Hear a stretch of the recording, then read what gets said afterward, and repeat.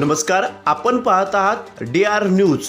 बार्शी तालुक्यातील गौडगावमध्ये 31/10/2023 वार मंगळवार या दिवशी सकल मराठा समाजाच्या वतीने गौडगावमध्ये माननीय श्री मनोज जरांगे पाटील यांच्या समर्थनार्थ साखळी उपोषण करण्यात आले होते।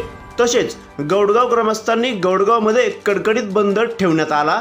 या बंदला गौडगावमधील व्यापारी, हॉटेल, छोट्या मोठ्या व्यापाऱ्यांनी सहकार्य देत कडकडीत बंद ठेवण्यात आले। प्रतिनिधी राहुल गुरव, DR न्यूज।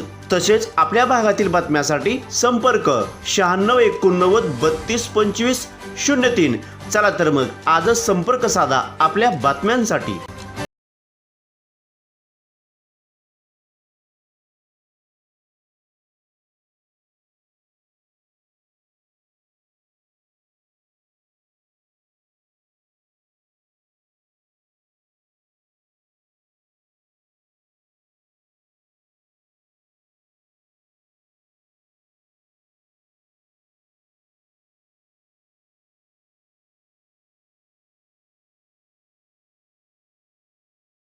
नमस्कार, DR न्यूज में आपलं सर्वांचं सहर्ष स्वागत। प्रतिनिधी राहुल गुरव, गौडगाव।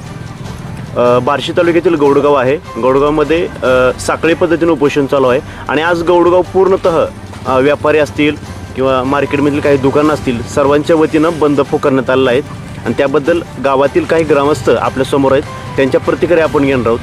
नाव सांगा। मी राहुल भड। आम्ही गौडगावमधील नागरिकांनी आज उपोषणाचा साखळी उपोषणाचा आमचा 6वा दिवस आहे।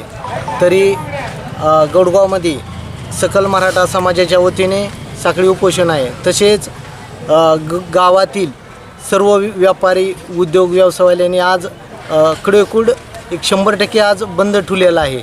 तसंच आमचं ही उपोषण असंच जोपर्यंत मराठ्याला आरक्षण मिळत नाही तोपर्यंत आमचं उपोषण असंच राहणार आहे। तरी आज गावातील ग्रामस्थांनी आणि महिला भगिनींनी असा एक निर्णय घेतलेला आहे की संध्याकाळी आज 6 वाजता कॅन्डल मोर्चाही काढणार आहोत। तरी गावातील नागरिकांनी सध्या ह्या कॅन्डल मोर्चासाठी उपस्थित राहावं असं आपल्या चॅनलच्या माध्यमातून मी सांगत आहे। उपोषणाचा कितवा दिवस आहे? आज आमचा उपोषणाचा 6वा दिवस आहे। अजून कोण आलं की नाही घटनास्थळी? नाही, कोण आलेलं नाही। फक्त मंडळ अधिकारी आलते आणि वैरागचे PI तेवढे येऊन गेलेले आहेत। बाकीचे तहसीलदार अगर वरिष्ठ अधिकारी कोणी उपोषण स्थळी अजून आलेलं नाही। कोणाचा फोन अजून कुणाचा असा फोनही आलेला नाही आणि फोन आला, कोण आलं भेटाय तरी काय आम्ही उपोषण माघारी घेणार नाही जोपर्यंत मराठ्याला आरक्षण मिळत नाही आणि ती बी कुणबी मराठा प्रमाणपत्र सलग सगळ्याला सर्व मराठ्यांना मिळत नाही तोपर्यंत आमचं असंच उपोषण चालू राहणार आहे। आता मुख्यमंत्री एकनाथ शिंदे काय म्हणतात माहिती आहे का?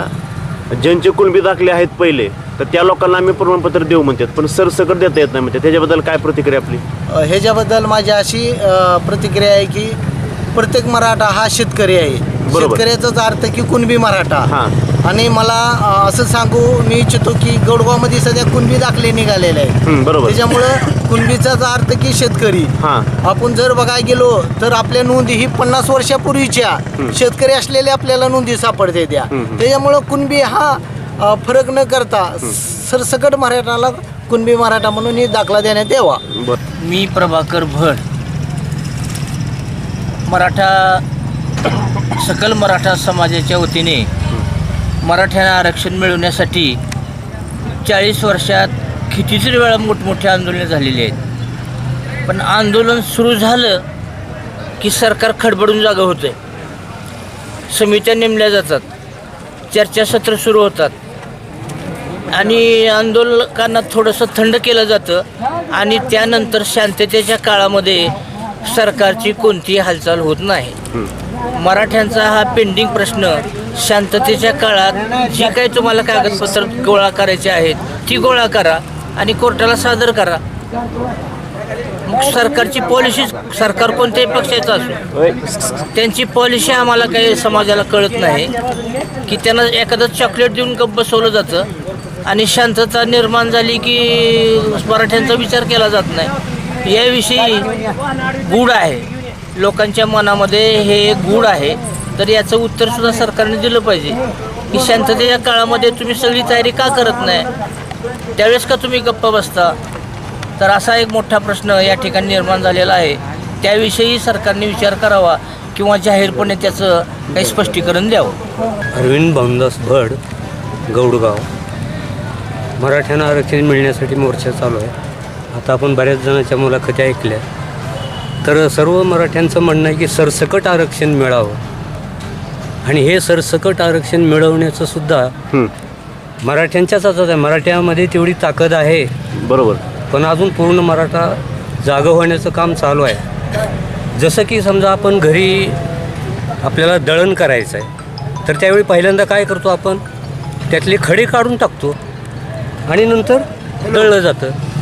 तसं तुम्ही राजकारणातले एक एक खडे उचला आणि बाजूला फेकून द्या की जे मराठा आरक्षणाला आडवे येत आहेत ते खडे बाजूला काढा.